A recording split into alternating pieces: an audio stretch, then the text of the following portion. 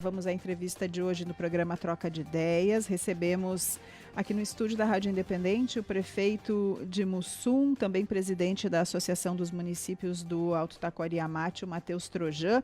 A gente conversa seguidamente com o Matheus, nem sempre é possível essa entrevista presencial, mas sempre nos atende, claro, via Meet, né? A gente sempre consegue conversar com o prefeito e agora presidente também da AMAT, o Matheus Trojan, mas é sempre muito bom recebê-lo aqui presencialmente no estúdio da Rádio Independente. Bom dia, seja bem-vindo. Bom dia aos amigos da Rádio Independente. A gente realmente também tem uma satisfação de vir aqui pessoalmente, é sempre melhor esse contato direto, principalmente para compartilhar as ações do município de Mussum, da região também, através agora da atuação na AMAT como presidente da entidade, e que a gente possa sempre conseguir progredir com os assuntos e compartilhar isso com a comunicação.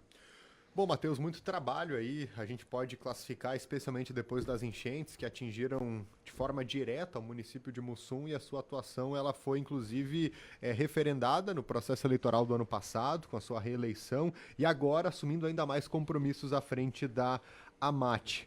O que dá para dizer aí em relação a esse 2025 da tua expectativa para aquilo que é possível fazer ainda esse ano? Então, primeiramente é importante a gente destacar e contextualizar sobre a atuação da AMAT, né? A AMAT, que é a Associação dos Municípios do Alto Taquari, e foi uma associação criada justamente com o intuito das especificidades que nós temos naquela região, que são municípios muito similares, com problemas, com demandas muito semelhantes, e que automaticamente essa proximidade acaba facilitando algumas pautas. Então, ela não é uma associação que visa algum tipo de rompimento, pelo contrário, é até uma aproximação e uma qualificação do trabalho do Vale do Taquari como um todo, enquanto associações de prefeitos. A presidência da AMAT ela vem agora pela indicação dos colegas, justamente pelo nosso envolvimento já nessa nossa articulação nessas pautas regionais, por conta até mesmo que tudo que aconteceu em Mussum, e uma das cidades mais atingidas pelas enchentes, mas que também acaba tendo um dos maiores desafios de reconstrução. Então, dentro dessa experiência, dessa bagagem que a gente adquiriu, desses contatos que nós fomos fazendo ao longo desse tempo, houve a indicação da presidência da AMAT. O que a gente espera e prospecta dentro desse ano é trabalhar várias pautas que a entidade ordinariamente precisa trabalhar, mas também algumas específicas que são, de certa forma, prioritárias e urgentes, como a questão dessa renovação de contratos da traumatologia, da referência SUS em traumatologia dos nossos hospitais regionais, Encantado, Estrela, Teutônia, que a gente possa, então, nesse momento de revisão de contratos, evoluir em alguns aspectos e otimizar essa prestação de serviços à população. A gente já percebe um avanço muito grande em ter trazido para a região essa referência SUS, e agora cabe a nós também buscar aperfeiçoar, né, parar as arestas que eventualmente existem diante dessa prestação de serviços. Paralelo a isso, também nós temos a questão dessa recuperação de infraestrutura geral, que nós temos que pautar na região. Então, a questão das pontes regionais, a questão das rodovias que foram comprometidas, a questão também das ferrovias. A gente vai falar depois da recuperação ferroviária, que é um desafio muito grande que nós temos em todo o estado, mas principalmente na nossa região, por conta de projetos como o Trem dos Vales, e também outras pautas, como a questão da concessão das rodovias, que naturalmente é algo prioritário, acima da prioridade, né, para que a gente não permita, ao mesmo tempo, perder talvez uma oportunidade de consolidar investimentos, mas com a responsabilidade e o entendimento do momento que a região vivencia, né? Nós não podemos aceitar que a região seja penalizada com tarifas tão onerosas e num formato tão comprometedor, gerando naturalmente uma perda de competitividade, de capacidade até de recuperação de uma região que está muito ferida, com a proposta atual apresentada pelo governo. Então, até hoje estaremos publicando uma nota oficial em nome da AMAT, com a concordância de todos os seus 18 prefeitos, apresentando essa posição contrária a essa proposta apresentada nesse momento e demonstrando aí alguns pontos que nós entendemos que precisam ser revistos, dentre os quais a própria questão do prazo, né? A gente precisa prorrogar esse prazo de avaliação, porque não se decide uma concessão de 30 anos em 2 meses. Então, a gente também precisa dessa sensibilidade para que até mesmo os novos gestores possam se integrar melhor do assunto e a gente possa evoluir nessa situação. A gente segue falando do Amate, depois a gente passa para, né, a pontuar as questões do município de Mussum somente. Em relação justamente à questão de concessão e a questão dessa reestruturação, reconstrução, enfim, da rodovia do Trigo, por exemplo, pelo menos a parte aqui que passa pelo nosso vale. Tem 2 reuniões marcadas importantes para a semana que vem. Uma com o Capelupi e a outra justamente com o vice-governador para falar em relação à ferrovia. Né? Essa é uma são grandes expectativas aí para a semana que vem. Exatamente. Antes, Rita, vamos só finalizar essa questão da concessão das rodovias com a reunião com o secretário Pedro Capelupi, que é aí que nós vamos apresentar uma série de angústias, né, que nós temos enquanto gestores. Mas a gente também precisa lembrar a população que nós somos soldados, digamos assim, dessa luta, quase que no mesmo patamar do que eles, claro, com a responsabilidade do cargo, mas é uma decisão que vem do Estado. Então nós precisamos ter esse tratamento, essa seriedade, essa maturidade de lidar com o Estado, para, primeiro, não ter imposições que não atendam aos anseios da região, e segundo, também evitar um abandono das nossas rodovias, porque hoje elas gerenciadas pela EGR, que é uma empresa pública do governo do estado, nós não temos uma entrega de investimentos, de duplicações, sequer de manutenção, de sinalização e o básico das roçadas, que seria o mínimo, digamos assim, um atendimento apropriado e minimamente qualificado. Então, isso certamente nós não queremos que continue, porque o pedágio vai voltar. A praça do pedágio do Encantado ela vai ser reativada em breve. A cobrança das tarifas deve, inclusive, sofrer um reajuste para mais, porque é uma liminar que tem mantido nos R$ 5,20 para veículos menores, e é uma pauta que também a gente quer deixar muito claro. Nós não podemos correr o risco de ficar com as circunstâncias que nós temos hoje, sem investimentos, pagando pedágio e ainda sem qualidade sequer de manutenção. E ao mesmo tempo nós temos que ter um cuidado muito grande com o abandono desses trechos para evitar o que hoje está acontecendo, por exemplo, com a RS 332, que é gerenciada pelo DAIR e tem uma dificuldade muito grande de manutenção. Ou então o que acontece entre o trecho entre Guaporé e Casca, que é um trecho que está praticamente abandonado, perigoso, que também está fora da concessão atual. Então tudo isso tem que estar na pauta. E como é que se trata isso? Com maturidade, com qualificação técnica, chamando profissionais que têm uma capacidade de fazer esses estudos de uma maneira mais apropriada. Temos um grupo de trabalho que está trabalhando intensamente nisso e é tudo isso que nós vamos relacionar e apresentar ao secretário Pedro. Por último, também apresentar ao Estado a nossa proposição de que o Estado assuma maiores aportes. A gente sabe que o FUNRIGS, que é o Fundo de Reconstrução, tem seus limitadores, porque ele tem que ser voltado a obras de resiliência, de adaptação de estruturas e tudo mais. Mas o Estado também pode ter uma participação e um papel ao longo desses 30 anos, porque hoje, via de regra, na proposta da concessão, não existe aporte financeiro do Caixa do Estado, a não ser do FUNRIGS, que é um fundo específico. Fora isso, nós não temos projeções. E nada impede, legalmente, já nos apuramos disso, nada impede que haja previsão de algumas realizações de obras serem feitas pelo Estado. Então aí também nós precisamos dessa sensibilidade, até para evitar que o Estado simplesmente se omita por 30 anos da manutenção e investimento em rodovias tão importantes. Falando agora da outra audiência, com o vice-governador Gabriel. É uma pauta importante, sim, que é a questão das ferrovias, a recuperação das ferrovias. Trataremos também de outros assuntos com ele, mas principalmente em relação a isso, a gente espera e prospecta o apoio do Gabriel como liderança, vice-governador do Estado, para que a gente consiga desatar esses nós. Porque nós não estamos conseguindo colocar numa mesma sala, no mesmo momento, no mesmo nível de debate, todos os órgãos envolvidos. E é isso que nós precisamos que comece a acontecer. Porque, caso contrário, nós vamos só ficar postergando essa iniciativa de recuperação, de reconstrução, sem ter claros quem são os atores que têm que fazer parte desse processo, de quem é a responsabilidade de cada coisa, e isso só vai se postergar e atrasar cada vez mais. Quem são esses atores? Vamos lá. De quem que é a ferrovia? A ferrovia ela é do governo federal. Ela tem uma concessão para uma concessionária hoje, que é a Rumo, que tem algumas responsabilidades. Está encerrando? Que até, inclusive, é uma concessão que está encerrando em 2027.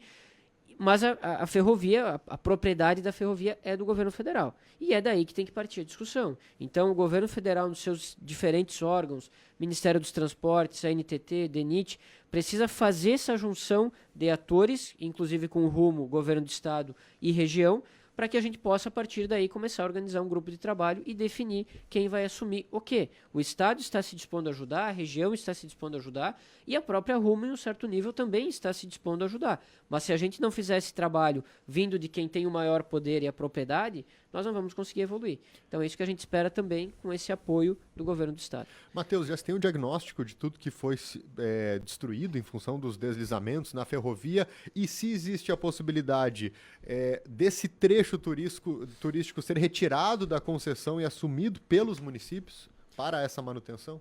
Então, Nicolas, essa é uma das hipóteses, né? Uma das possibilidades.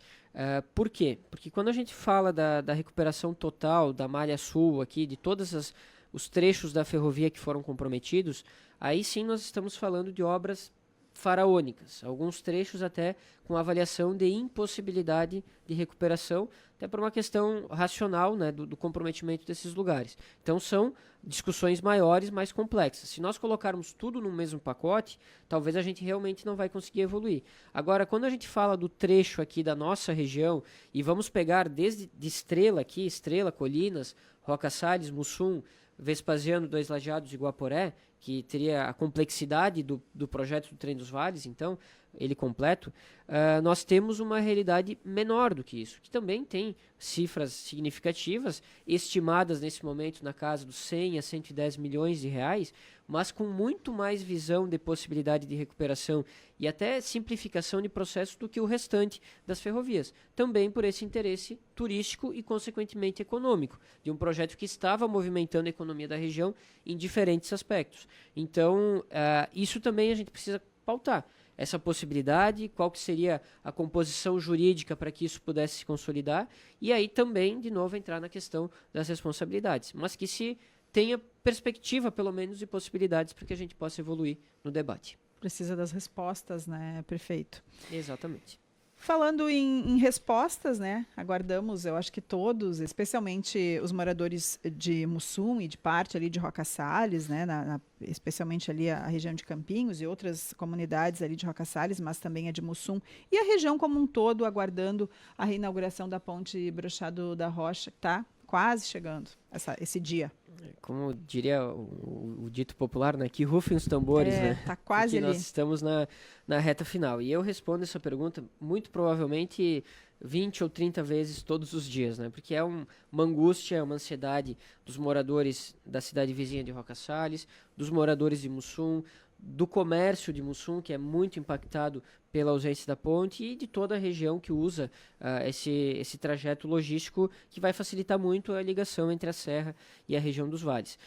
Mas o que a gente tem que destacar? A obra em si, a maior complexidade da obra, ela está já, de certa forma, finalizada. Só que existem alguns pontos de até precaução e segurança que a gente tem que respeitar o cronograma da empresa. Por exemplo, a questão da cura das últimas concretagens. Existe um prazo, né, as últimas concretagens que aconteceram na outra semana, e precisa se cumprir esse prazo para evitar possíveis comprometimentos dessa estrutura mesmo da pista, que foi a última etapa da concretagem, para que a gente não tenha problemas estruturais logo ali na frente. Então, esse é um dos pontos. Outro ponto é toda a desmobilização do canteiro de obras. Tem muito equipamento, tem muita estrutura lá.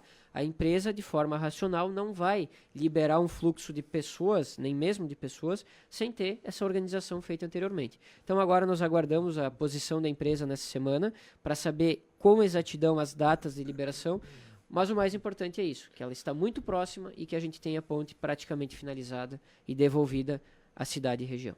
Mas se imagina, assim, intervalo de quanto tempo aí que poderia ser entregue? 30 dias, algo menos do que isso? Antes das 130, com certeza. Com certeza.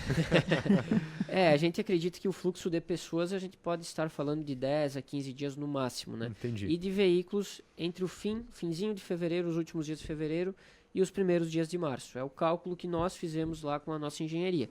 Mas esperamos a posição oficial da empresa. Enquanto isso, os moradores seguem fazendo o trajeto a pé pelos trilhos ali, né? Na lateral dos trilhos. Mas só por mais alguns dias. Mais um pouquinho. Mais um pouquinho desse sofrimento para depois ficar somente uma lembrança de superação e resiliência também dessas pessoas. Bom, já que estamos falando propriamente de Mussum, né, Matheus? A gente teve aí na semana passada um roteiro feito pelo governador Eduardo Leite e que passou por Mussum fazendo anúncios, inclusive anúncios importantes.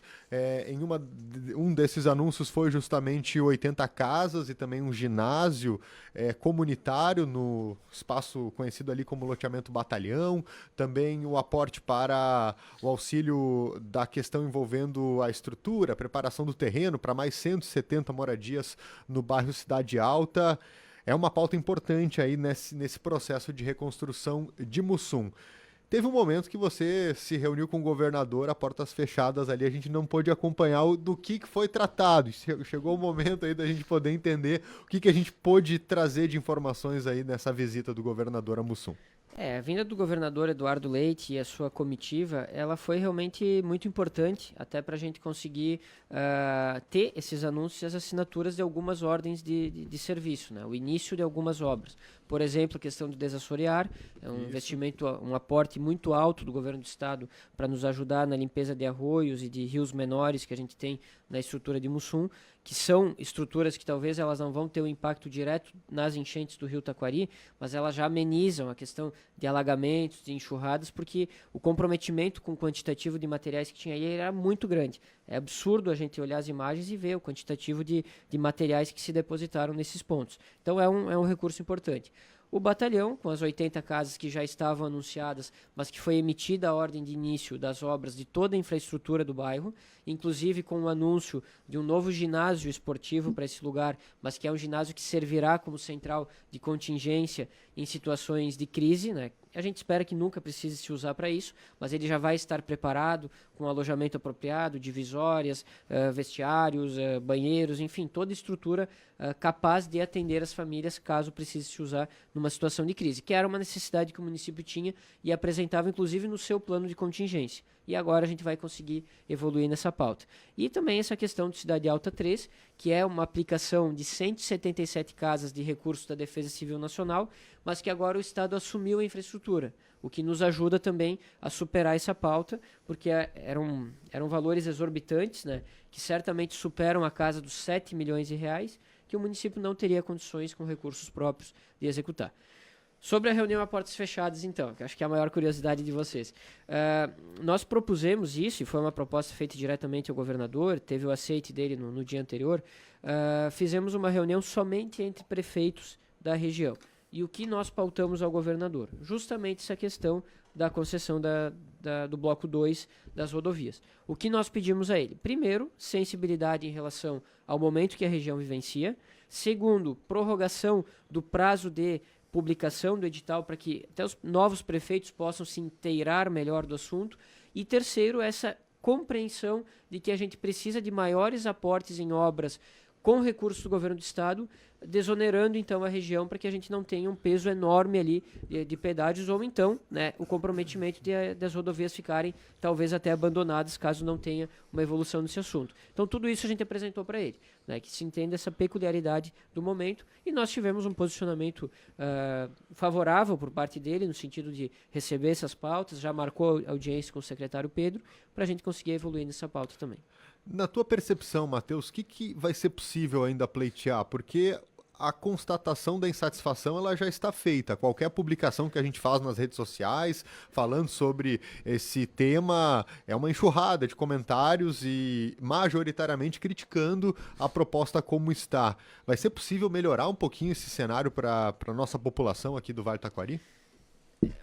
Vamos lá, é um assunto que naturalmente ele é impopular, né? Mas aí que entra aquela questão que eu coloquei antes. Maturidade, responsabilidade, cuidado com as decisões que forem tomadas para a gente não ter consequências piores do que o que a gente tem atualmente. Mas o que a gente pauta muito? Quando a população, por exemplo, nos pergunta, prefeito, é favorável ou contra os pedágios? Eu sou contrário, não gosto de pagar pedágio, ninguém gosta de pagar pedágio.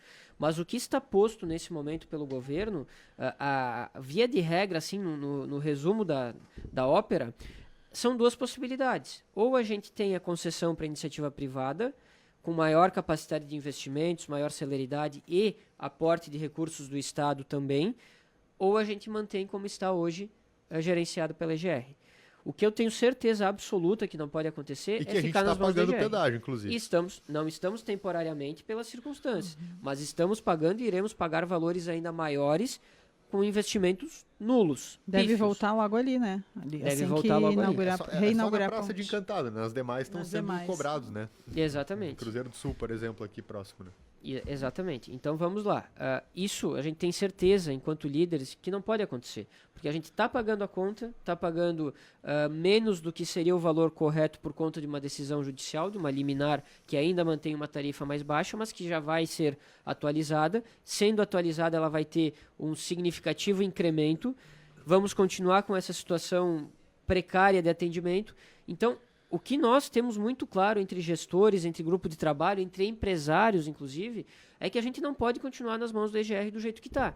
Então, isso tem que ser entendido também. Se o Estado está nos apresentando duas alternativas, vamos pelo menos estudar essa outra alternativa e pontuar o que tem que melhorar. Agora, ao mesmo tempo que a gente pontua isso, nós também não podemos aceitar de maneira tranquila, né? passiva, essa oneração absurda das tarifas que está muito acima da média, inclusive, de outras concessões do Estado. Então, começa por aí. Começa pela questão do aporte do Estado, que não está claro para nós, porque o Estado está se eximindo por 30 anos de fazer investimentos com recursos próprios nas nossas rodovias. Também é algo que a gente pode trabalhar para melhorar muito, e dentre outros fatores, né? O Free Flow, ele é uma modernização, mas ele precisa também ser melhor trabalhado e consolidado para que não cause danos irreversíveis também à economia de municípios muitas vezes menores e que vão estar divididos por uma cancela e um arco que vai estar cobrando pedágio.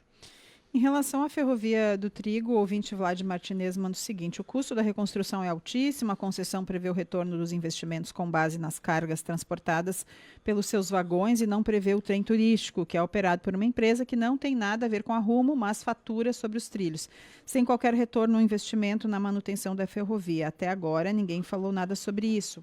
Disse o ouvinte. Ele aí continua: fica fácil para essa empresa ficar só no aguardo dos prefeitos sem ela fazer nada, nem aportar nenhum centavo. Eu não sei exatamente de qual empresa ele É um ponto de vista. Na verdade, os trens turísticos eles têm ocorrido de maneira comemorativa, como é descrito pela própria Rumo, porque são autorizações temporárias, né? Então, quem gerencia é a BPF, que é a Associação Brasileira de Preservação Ferroviária.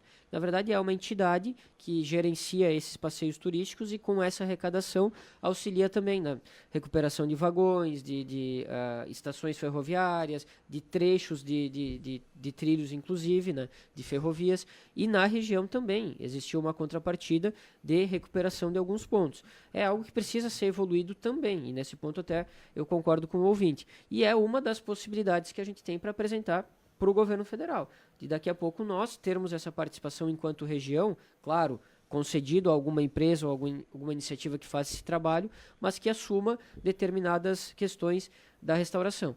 Um ponto importante que ele trouxe, e é uma coisa que a gente tem que entender também enquanto região: se nós pensarmos somente na lógica de concessão à iniciativa privada para a Rumo em termos de interesse de exploração, a Rumo de fato abandona e não atua mais na nossa, talvez até nem no nosso estado.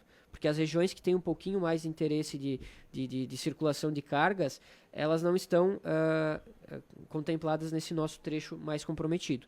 Esse nosso trecho mais comprometido não tem um custo-benefício viável para uma empresa de iniciativa privada. Então, esse cuidado a gente também tem que ter.